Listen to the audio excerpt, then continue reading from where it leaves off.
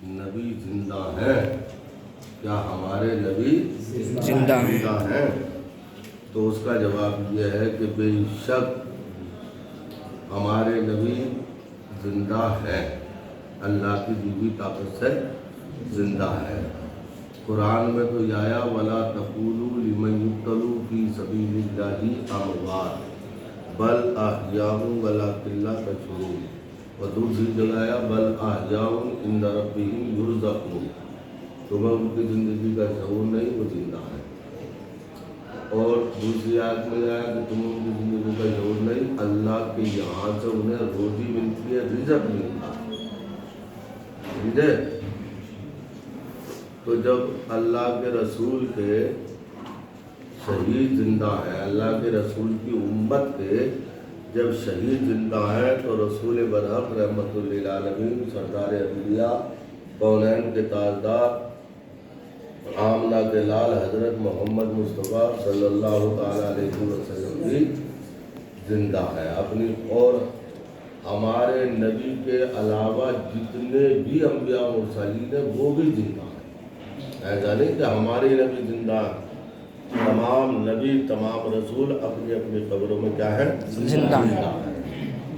تو اس لیے قرآن کی آیت کے ثبوت پہ ہم نے آپ کے سامنے بتا دی، اور ایک حدیث شریف بھی ہے جو جس کے لیے اللہ کے مشکا شریف کی حدیث ہے، اس میں اللہ کے رسول نے فرمایا ان اللہ حرم علی الارض، بے شک اللہ نے حرام کیا زمین پر ان تاکل اجساد الانبیاء فنبی اللہ حی یرزق، حی یرزق، یعنی خدا تعالیٰ نے زمین پر انبیاء کرام کے جسموں کو کھانا حرام قرار دیا کہ وہ کسی نبی کے جسم کو کھائے۔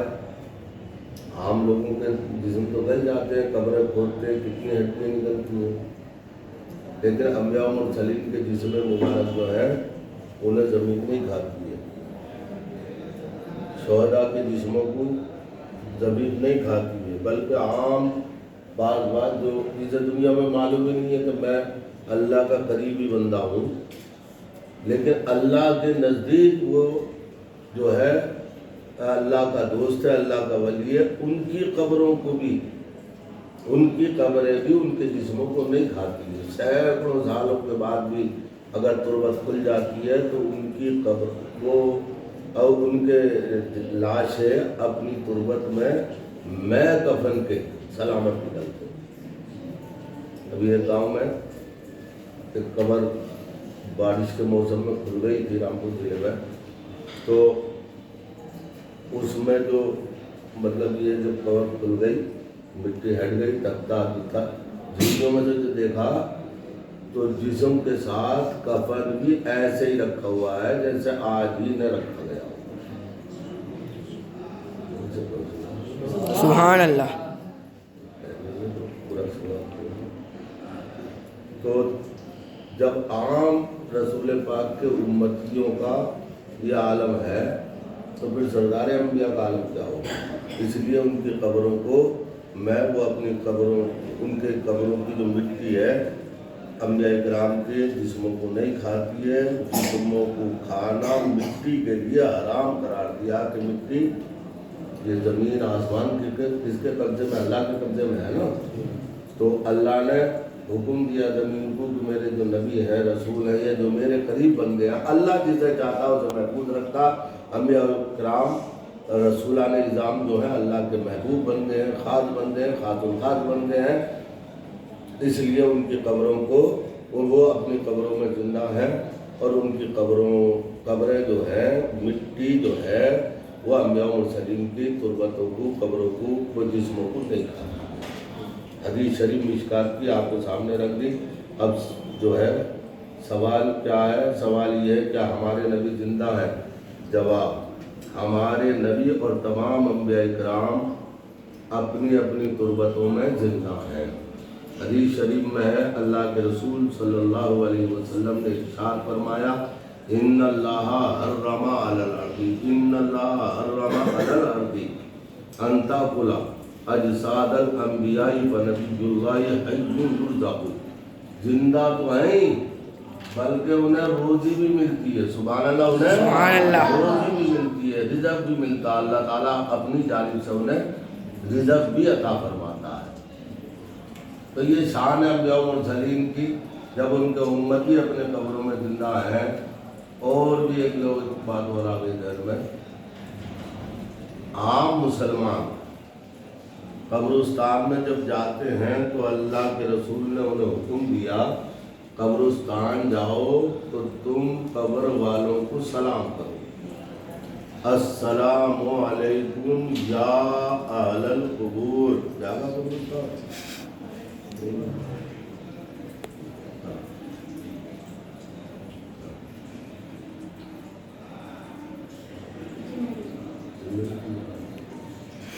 جمعے کے دن تو قبرستان جاتا ہوں تو شہادت کا مرتبہ ملتا ہے۔ زندہ جاگا یا دوسروں کے ساتھ جاگا، اللہ تعالیٰ کرے۔ بہرحال تو کیا کہا اللہ کے رسول نے، جب تم قبرستان جاؤ تو سلام کرو، سلام کرو کسے؟ قبر والوں کو، قبر والوں کو، السلام علیکم یا اہل القبور۔ تو اب دنیا جو ہے بڑی تیزی سے آگے بڑھ رہی ہے، دنیا بڑی تیزی سے آگے بڑھ رہی ہے کہ یار اتنے بڑے رسول، اتنے بڑے نبی جنہوں نے ایک کلمہ لا الہ الا اللہ پر ساری دنیا میں ایک روشنی پھیلا، اتنے بڑے نبی، اتنے بڑے رسول۔ ہم نے قبروں سے مٹی کو بھی مطلب وہ ہڈیوں کو بھی نکلتے دیکھا ہے، تو بھی اتنے بڑے رسول جو ہیں یہ ایسا لب کلام کیسے کہہ رہے ہیں؟ تو لب کلام نہیں ہے، اللہ کے رسول سے اسی زمانے میں اسی آپ کے صحابیوں نے، آپ کے عاشقوں نے معلوم کیا تھا، یا رسول اللہ جب یہ قبر کے اندر ہے، منو مٹی کے نیچے ہے، تختے ان کے قبر میں ہے، اوپر سے مٹی پڑی ہوئی ہے، اب جب ہم انہیں سلام کریں گے تو کہ ہمارے سلام کا جواب دیں گے؟ کیا ہمارا سلام سنیں گے؟ کوئی دروازے پھاٹک پہ آئے، جامع دنیا کے پھاٹک پہ آ کے سلام کر جا، مولانا مختار السلام علیکم، ہمیں کیا پتہ چل گیا؟ بولو، نہیں پتہ چلا؟ کوئی آیا سید صاحب السلام علیکم، سید صاحب یہاں بیٹھے ہوئے نہیں، کیا پتہ چل گیا؟ تو قبرستان تو اس سے بھی بڑے ہوتے ہیں، قبرستان اس سے بھی بڑے ہوتے ہیں، اور تختے اوپر سے مٹی پڑی ہوئی ہے۔ اللہ کے رسول کی بارگاہ میں عرض کیا، یا رسول اللہ کیا مردے سنیں گے؟ ہم جب کہیں گے السلام علیکم یا اہل القبور، سلام ہے، یہ باقاعدہ سلام ہے، اے قبر والو آپ پر سلامتی ہو، اس کا معنی یہ ہوا اے قبر والو آپ پر سلامتی ہو۔ تو یا رسول اللہ جب وہ سنیں گے ہمارا جواب دیں گے، اتنی ایک کونا کہاں ہے قبرستان کا، ہم نے اس کونے پہ کھڑے ہو کے کیا سلام، تو کیا یہ سارے قبرستان والے ہمارا جواب دیں گے؟ اللہ کے رسول نے فرمایا بے شک بعد وصال مومن کی پاور بڑھ جاتی ہے، مومن کی پاور کیا ہو جاتی ہے؟ بڑھ جاتی ہے، طاقت بڑھ جاتی ہے، اور ان کی قوت سماعت بڑھ جاتی ہے۔ ہم زندہ ہیں تو جامع نبیہ کے دروازے پہ کھڑے ہو کے، گیٹ پہ کھڑے ہو کے سلام کر رہا، ہم نہیں سن پا رہے، اور جب ہم مر گئے قبرستان کے کونے پہ سلام کرے گا تو ہم سنیں گے۔ تو اللہ کے رسول سے عرض کی، یا رسول اللہ کیا یہ جواب بھی دیتے ہیں؟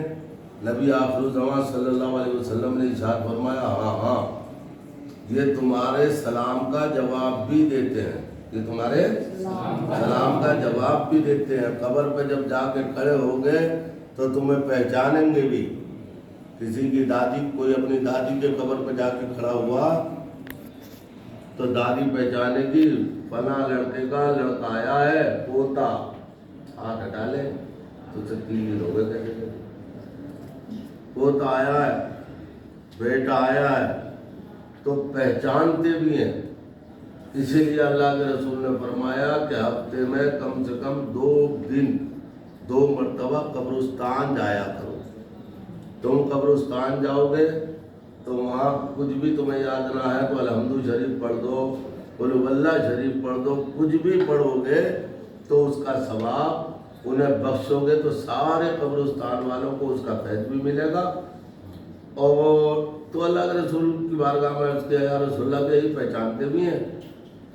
تو سرکار نے فرمایا ہاں پہچانتے بھی ہیں۔ قبرستان جائیں گے ہم، اپنے ابا کی قبر پہ کھڑے ہوئے، دادا کی قبر پہ کھڑے ہوئے، اماں کی قبر پہ کھڑے ہوئے، جو بھی گزر چکے ہیں تو پہچانتے بھی ہیں کہ یہ ہمارے فلاں رشتہ دار ہیں۔ تو جب عام ایمان والوں کا عالم یہ ہے تو پھر آپ نبی آخر الزماں جو اللہ کے محبوب ہے ان کی شان کا عالم کیا ہوگا۔ اور جن لوگوں کا عقیدہ یہ ہے کہ نبی مر کے مٹی میں مل گئے وہ ایمان سے خارج ہے، وہ ایمان سے خارج ہے۔ جن لوگوں کا عقیدہ یہ ہے کہ نبی مر کے مٹی میں مل گئے وہ ایمان سے خارج ہے، اس لیے ان کی باتوں پر نہیں آنا چاہیے۔ جب نبی مر کے مٹی میں مل گیا، ختم ہو گیا، تو پھر قرآن کا جو ہمارا اسلام کا کلمہ ہے لا الہ الا اللہ محمد رسول اللہ، نہیں کوئی معبود اللہ کے سوا، اور محمد صلی اللہ علیہ وسلم اللہ کے رسول ہیں، جب مر کے مٹی میں مل گئے تو پھر سب چیز ختم ہو گئی۔ سب چیز ختم ہو گئی کہ نہیں ہو گئی؟ تو ہمارے نبی زندہ ہے، زندہ ہے۔ تو زندہ ہے واللہ، تو زندہ ہے واللہ، میرے چشم عالم سے چھپ جانے والے اعلیٰ حضرت کا شعر ہے، 14ویں صدی کے مجدد سرکار اعلیٰ حضرت ہمارے صدر الافاضل رحمۃ اللہ علیہ اور اعلیٰ حضرت میں بڑا قریبی تعلق۔ صدر الافاضل مولانا سید نعیم الدین بانی جامع نعیمیہ اور اعلیٰ حضرت 14ویں صدی کے مجدد میں آپس میں بڑا تال میل تھا، بڑی محبت تھی، بڑا ایک دوسرے کا احترام کرتے تھے۔ یہ قرآن شریف کا جو ترجمہ ہے کنز الایمان جس کا نام ہے، حضور صلی اللہ علیہ وسلم نے بارگاہ اعلیٰ حضرت میں عرض کیا، حضور وہابیوں کے ترجمے، غیر مقلدوں کے ترجمے مارکیٹ میں ہیں، مگر اہل سنت والجماعت جو حق والی جماعت ہے، سواد اعظم جنہیں کہا جاتا ہے، ان کا ترجمہ نہیں ہے مارکیٹ میں۔ مجبوراً مسلمان انہیں خریدتے ہیں، انہیں کا ہدیہ کرتے ہیں، انہیں پڑھتے ہیں، اس سے گمراہی پھیلتی ہے۔ حضور آپ ترجمہ قرآن فرما دیں تو آپ نے فرمایا اچھا مولانا قرآن کا ترجمہ تو ہو جائے گا لیکن اس کی چھپائی جو ہے نا، یہ قرآن ہے عظمت والی کتاب ہے، دنیا میں کوئی کتاب قرآن کا مقابلہ نہیں کر سکتی، کوئی بھی کتاب ہے۔ یہ دنیا والے لوگ ہیں، انہیں احساس نہیں ہے قرآن کیا ہے۔ قرآن کی تعلیم کو تو یہ سوچتا ہے یہ کوئی تعلیم نہ ہے، لیکن ایسا نہیں ہے، اصل یہی تعلیم ہے، اصل یہی تعلیم ہے۔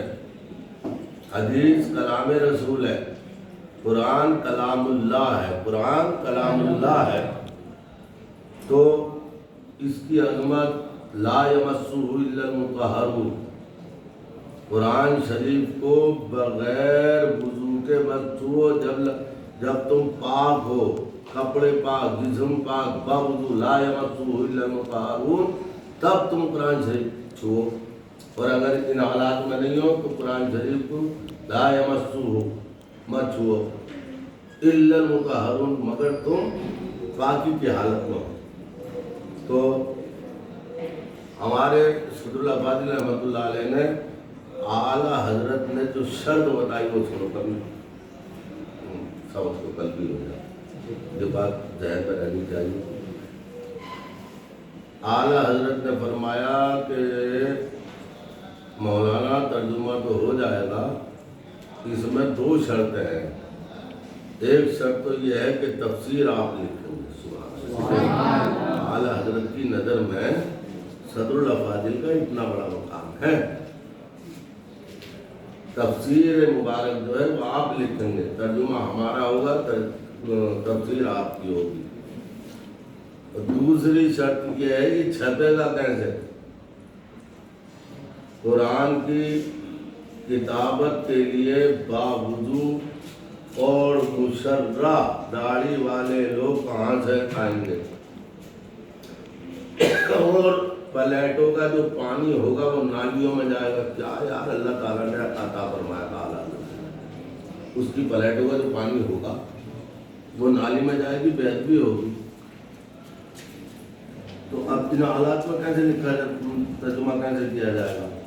تو صدر العبادی نے عرض کیا حضور اس کا انتظام کیسے کریں گے؟